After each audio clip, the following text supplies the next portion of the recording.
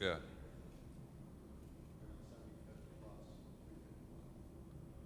But we're good.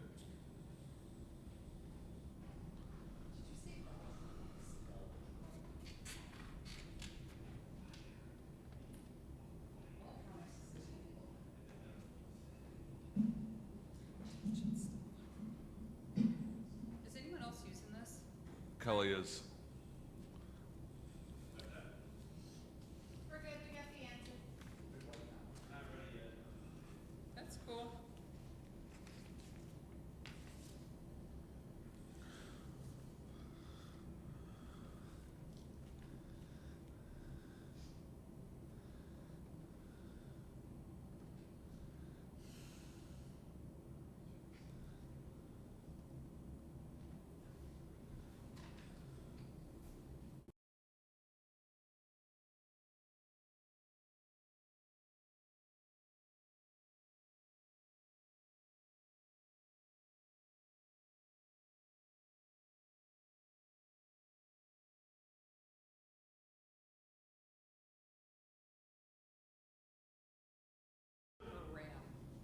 We're good?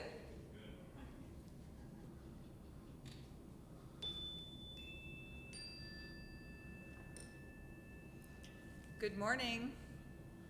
My name is Karen Seymour-Ells, and I serve as a trustee here at DuPage Unitarian Universalist Church. We want to welcome everyone to our open and inclusive virtual community this morning. As Unitarian Universalists, we hold that there are many spiritual paths to truth and meaning, pledge to support one another as we explore these paths, and to support one another through the challenging days ahead. We are so glad you were able to find us and join us for our live stream service today. As you are likely aware, all church services and necessary meetings will be held virtually until further notice. It is our hope to reinstate live services as soon as the CDC and state authorities let us know it is safe to do so. We are committed to doing our best to navigating these challenging times with you and look forward to sharing space with all of you once again.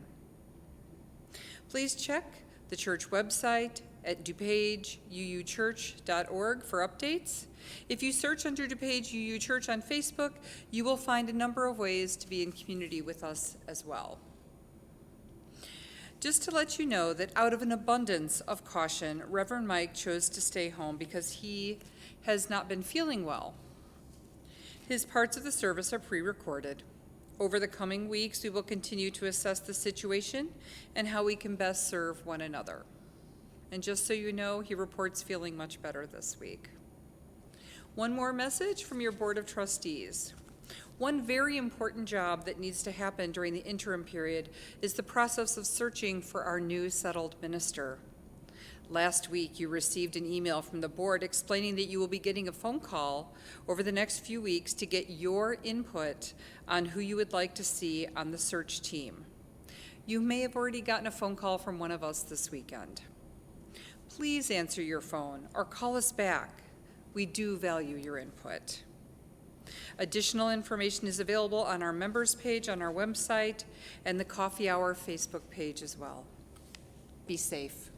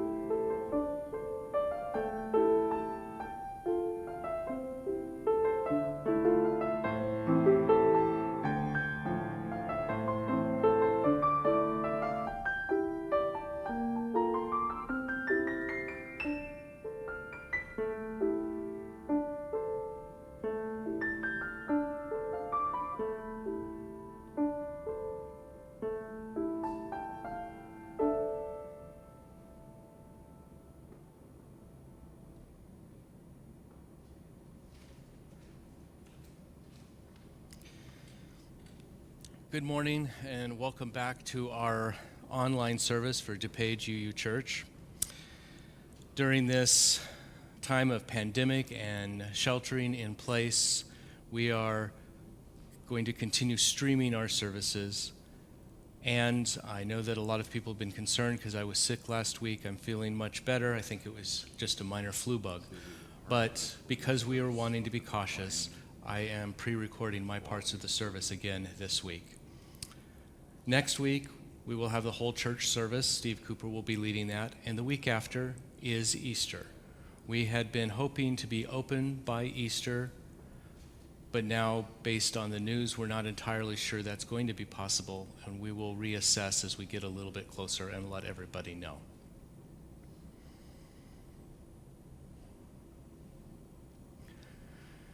We begin, as we do every week, by lighting our flaming chalice, a lamp of truth, a lamp of liberty, and a lamp of life this is. If you will, focus on the flame for a moment. In the flickering lights, what do you see? Who are you? Who are we? We who light this lamp every week, who are we and why are we here? We are here gathered in community, even if it's virtually, gathered in community and in common cause, gathered in worship, compassion, and friendship. May it ever be so, and blessed be you all. Our opening hymn this morning is number 347.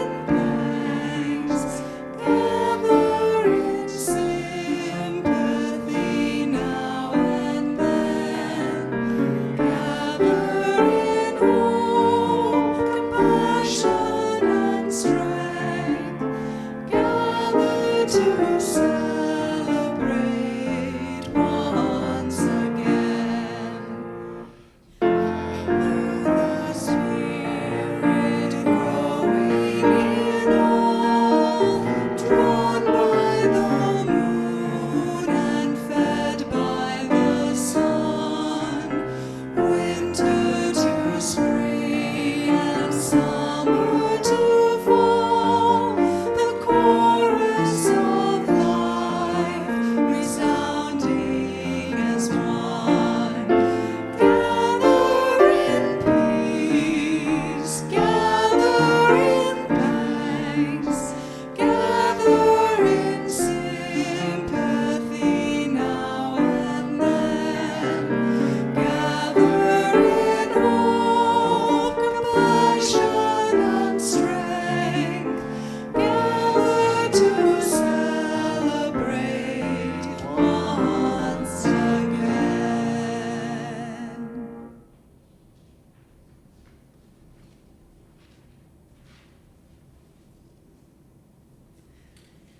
And now, if you will please all join me in the affirmation of this church. Love is the spirit of this church, and service is its law. This is our great covenant, to dwell together in peace, to seek the truth in love, and to help one another.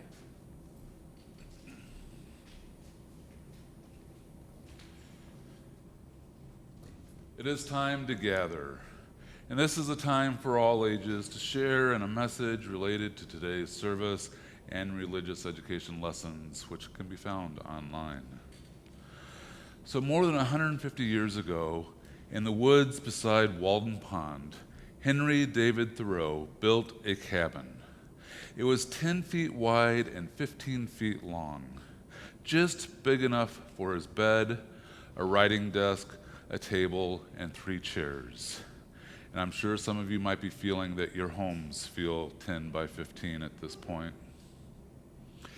Henry wanted his cabin to be small so it wouldn't cost so much money. And he bought used windows and old boards and bricks that cost less than the new ones. And he built the cabin himself with the help of a few of his friends, instead of paying someone to build it for him. Altogether, the cabin cost only $28.12. So today's story is Henry Builds a Cabin. And in this story, we'll gain some insight into the design of his house by Walden Pond. One spring day, Henry decided to build a cabin. He borrowed an axe and cut down 12 trees. Henry cut the logs into square beams, and he notched the bottom beams to fit into corner posts. And the corner posts fit into ceiling beams, and the ceiling beams fit into roof beams. In April, his friend Emerson helped raise the beams. The work made him hungry. "Henry," he said, "your cabin looks too small to eat in." "It's bigger than it looks," said Henry. And he led his friend to a bean patch he had planted behind the cabin. When it's finished, this will be my dining room." In May, Henry bought an old shed and took it apart. And he nailed the boards on the shed, the roof, and the walls to his cabin. Henry was nailing the last board when his friend Alcott arrived. "Henry," he said, "your cabin looks too dark to read in." "It's brighter than it looks," said Henry. And he led his friend to a sunny spot beside the cabin. "When it's finished, this will be my library." In June, Henry put on a front door. Then he put 2 used windows in the side walls. And he bought old shingles for the roof and walls. Henry was nailing the last shingle when Miss Lydia peeked in the window. "Henry," she said, "your cabin looks too small to dance in." "It's bigger than it looks," said Henry. And he led her down in front of the cabin where the path curved to the pond. "When it's finished, this will be the ballroom with a grand stairway." On the 4th of July, Henry moved into his cabin. He ate beans in his dining room. He read in his library. And he danced down the grand stairway to the pond. When it started to rain, Henry ran back to his cabin. "It's bigger than it looks," he said. "This is just the room I wear when it's raining." So Henry moved into his cabin on July 4th, 1845. before the snow came. And he built a fireplace and chimney and plastered the walls to keep out the cold air. He lived at the pond for 2 years. The people of Concord wondered, why would Henry move to the woods away from town? He wanted a quiet place to write a book about what he loved, the wild outdoors. And he kept a journal to tell about what he saw in the woods and the pond, and how plants and animals changed with the seasons, when flowers bloomed and berries ripened. And his life in the woods showed people how to live happily without spending all their time earning money. The book Henry wrote about this time is called Walden. In it he writes, "Most men appear never to have considered what a house is, and are actually, though needlessly, poor all their lives, because they think they must have such a one as their neighbors have."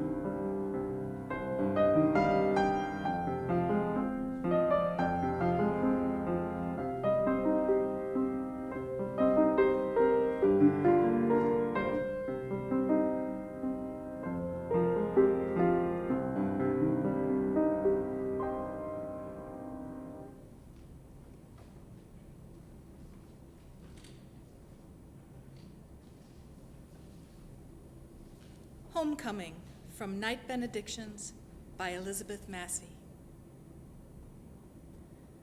Fireflies stitch the hem of ebony night with delicate silvered threads. Nightbirds whisper within shadowed trees as golden-eyed cats prowl stealthily through the grass. I sit in the darkness, gazing upward at stars that play at holding still, shifting so subtly that no human eye can detect their journey across the sky. Yet on they go, cycling round and round. Time will not be denied.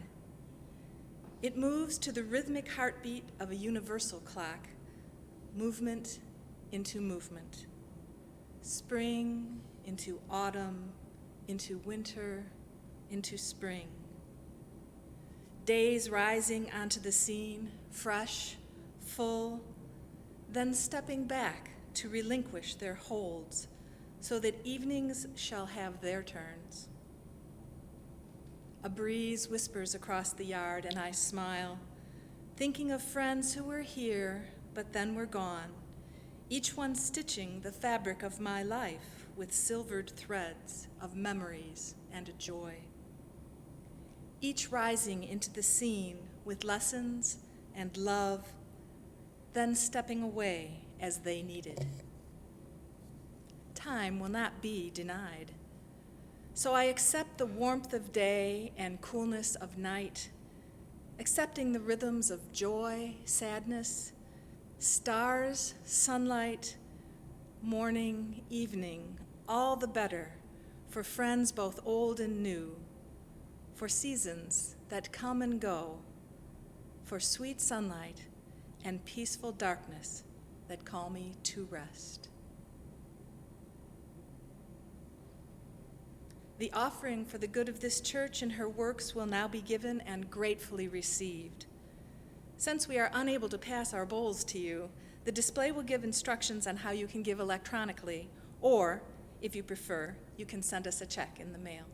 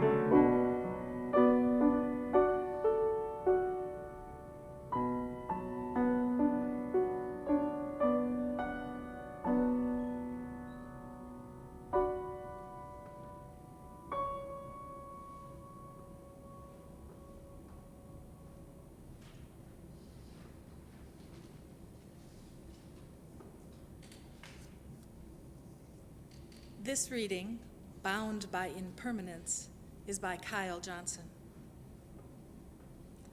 Mystery of the universe, ground of our very being, truly it is said that you make the sun rise and the life-giving rains fall on both the just and the unjust.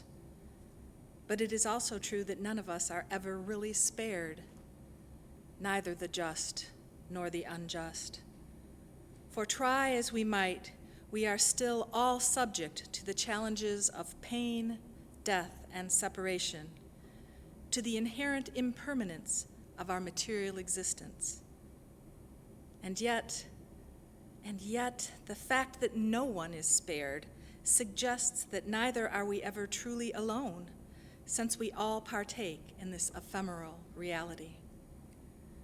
So, may the fact of our shared human condition foster empathy, compassion, and mutual loving support. May all the stories of all those who have gone before us, ordinary flesh and blood people, just like us. Remind us of the deep reserves of courage and strength that lie within each and every one of us. And may the transient and ephemeral nature of life compel us to savor every moment, while also reminding us, particularly in our most trying times, that this too shall pass. May it be so. And now, please join us in singing hymn number 1031, Filled with Loving Kindness.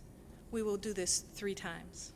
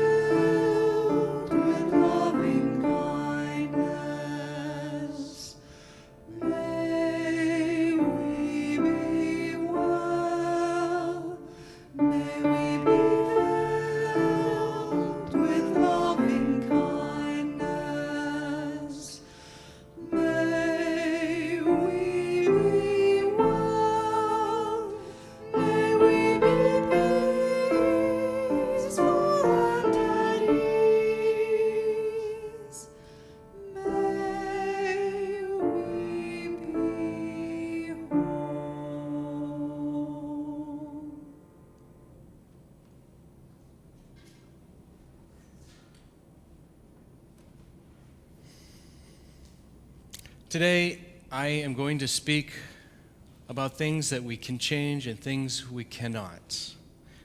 We are looking at impermanence as a fact of life and the state of our being. Perhaps it seems trite to say that life is always changing, that we need to take things as they come, and that we cannot foretell the future. But truisms are such because they are true.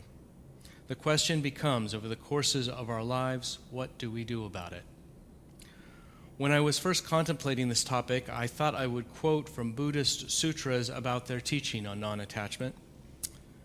But in my research this week, I've been reminded that these sutras are full of Buddhist jargon that is based in the Sanskrit language, and so they're not very accessible to people who've not spent a long time studying them.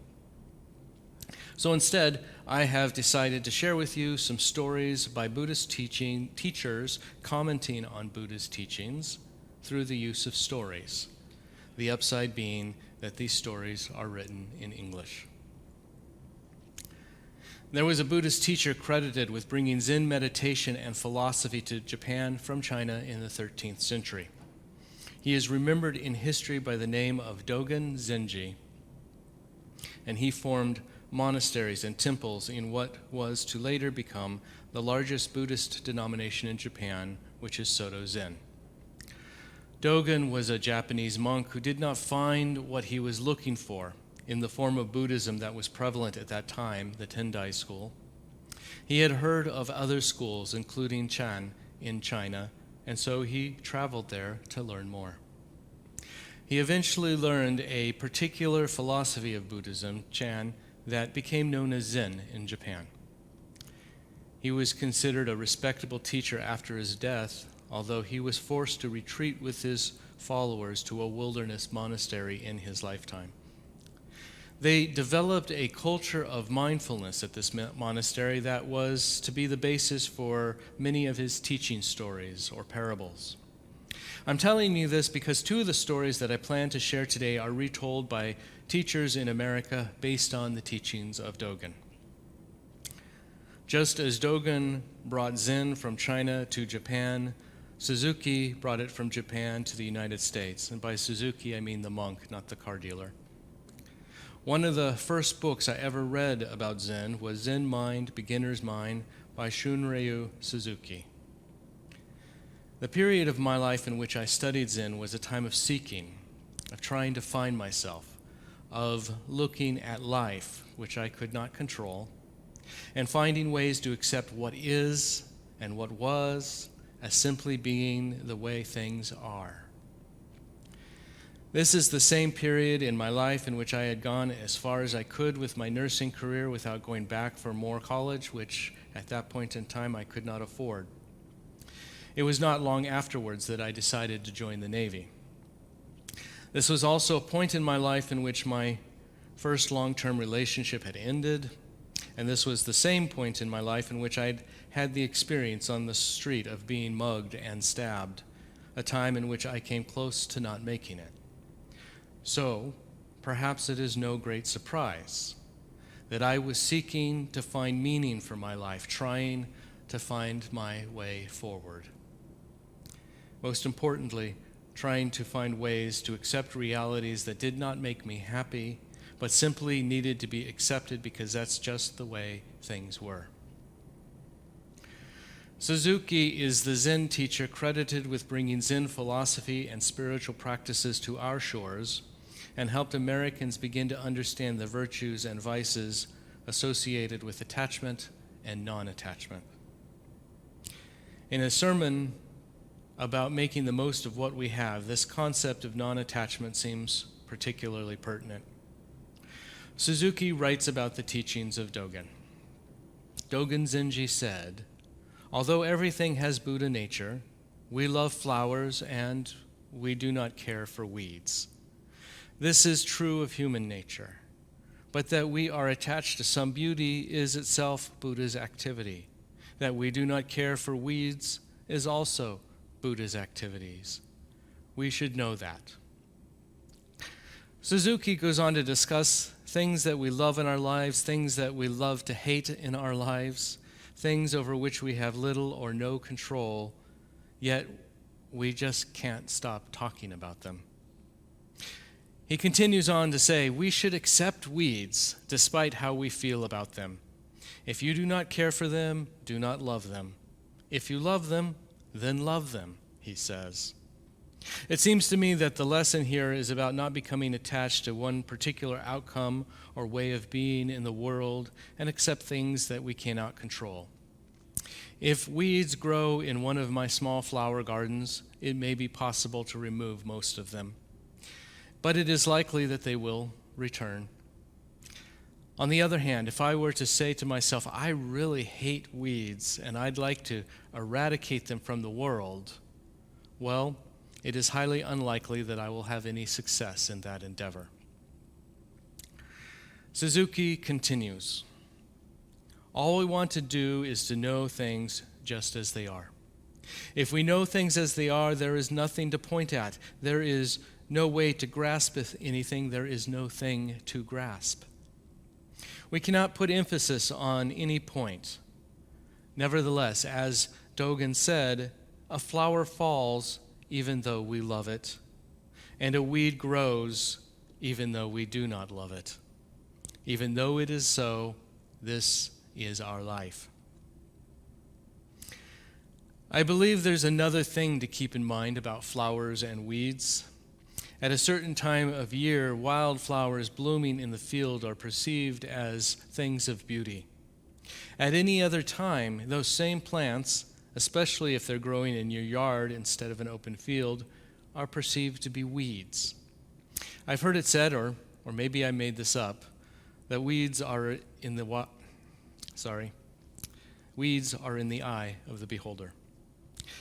Just because I perceive something to be a weed, something that needs to be weeded, does not mean that you see it the same way. That is certainly a lesson I've learned here if one views the church as a flower garden.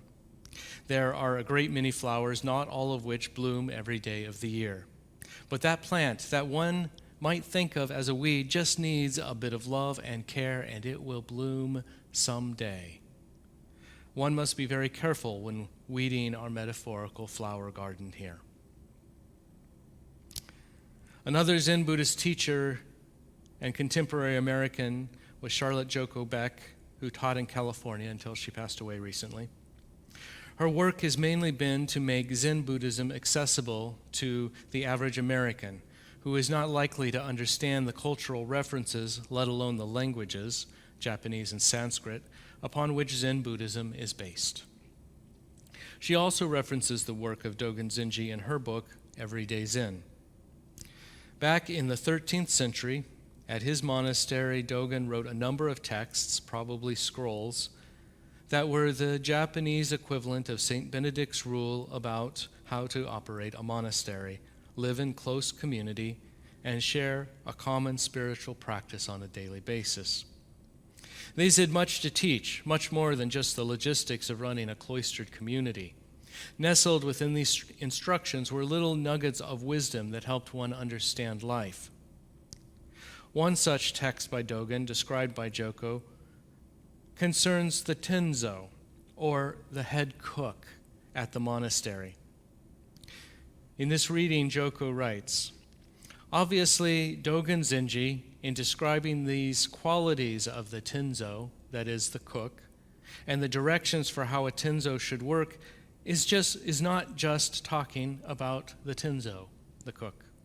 He's talking about the life of any Zen student, and so it's very instructive and pertinent reading. Dogen Zenji repeats a famous story. If we understand this one story, we really understand what Zen practice is.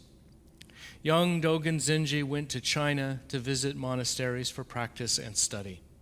And one day, at one of them, on a very hot June afternoon, he saw the elderly Tenzo working hard outside the kitchen.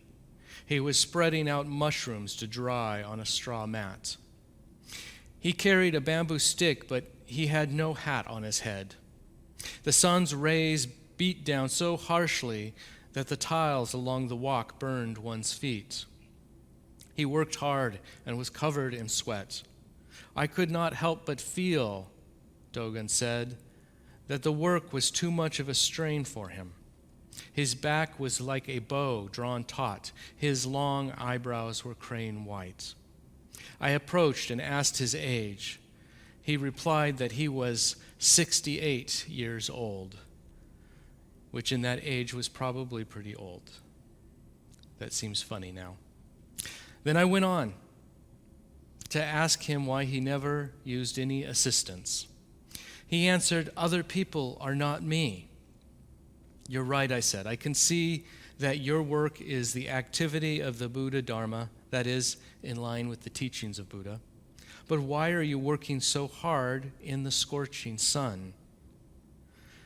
And the cook replied, if I do not do it now, when else can I do it? There was nothing else for me to say. As I walked along that passageway, I began to sense inwardly the true significance of the role of Tenzo. This parable is oh so very Zen if you know anything about Zen. The teacher states something that one might think of as being obvious, but it's really not.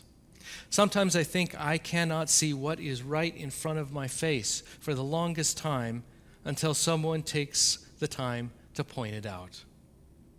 Perhaps this is true of all of us, or else we'd all be just perfect human beings and would not need a spiritual practice to ground us in the realities of living life.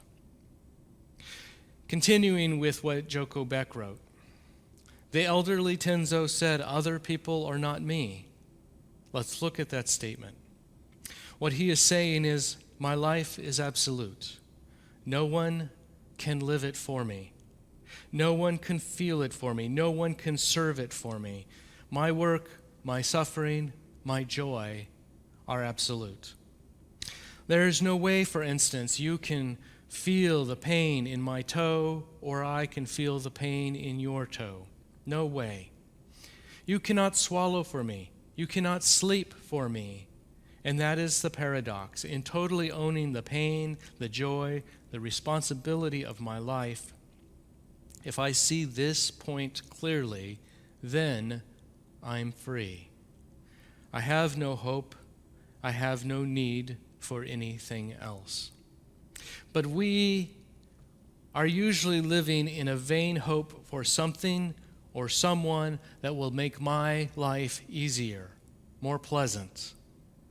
We spend much of our time trying to set life up in a way so that this will be true, when contrary-wise, the joy of our life is just and totally doing and just bearing what must be borne, in just doing what has to be done.